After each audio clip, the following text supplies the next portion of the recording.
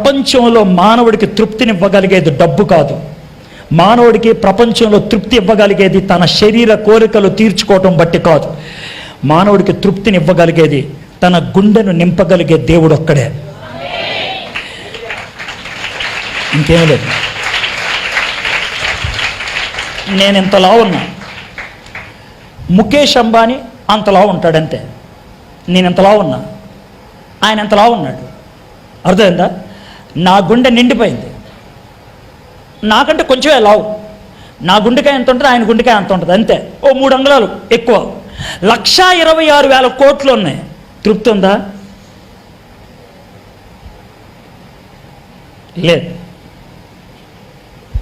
లేదు, తృప్తి లేదు. తృప్తినివ్వగలిగేది డబ్బు కాదు, తృప్తినివ్వగలిగేది ఆస్తి కాదు, తృప్తినివ్వగలిగేది ఒక బిల్డింగ్ కాదు, తృప్తినివ్వగలిగేది ఒక ఉద్యోగం కాదు, తృప్తినివ్వగలిగేది ఈ లోకంలో ఒక సంబంధం కాదు. మానవుడికి తృప్తినివ్వగలిగేది దేవుడు తన గుండెల్లోకి వస్తే. అది చెప్తున్నాడు ప్రవక్త. అది ఉంటే నాకు చాలు అని. ఈ సాయంత్రం మిమ్మల్ని అడుగుతున్నాను, మీ గుండెల్లో ఆయనకు చోటు ఉందా? ఆయన మీ హృదయంలో ఉన్నాడా? పాపం మీకు అసహ్యం అనిపించలేదా?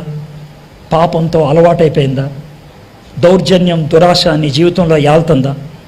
అందుకేనేమో దేవుడు కోపం నీ మీద ఉంది. అయితే దేవుడు చక్కటి వాగ్దానం ఇచ్చాడు. విశ్వాసం చూపించు, నిత్య జీవాన్ని ఇస్తా. వాక్యాన్ని ఆశ్రయించు, జ్ఞానాన్ని ఇస్తా. నా రెక్కల కిందకు వచ్చాయి, శాంతినిస్తా. ఈ మధ్యాహ్నం ప్రభా నాకు విశ్వాసాన్ని పుట్టించు ప్రభా, నీ వాక్యం పట్ల ఆకలి పుట్టించు ప్రభా, నీ రెక్కల చాటున నాకు స్థలం ఇప్పించు ప్రభా. అడుగుదామా? తలంచండి, కళ్ళు మూసుకోండి.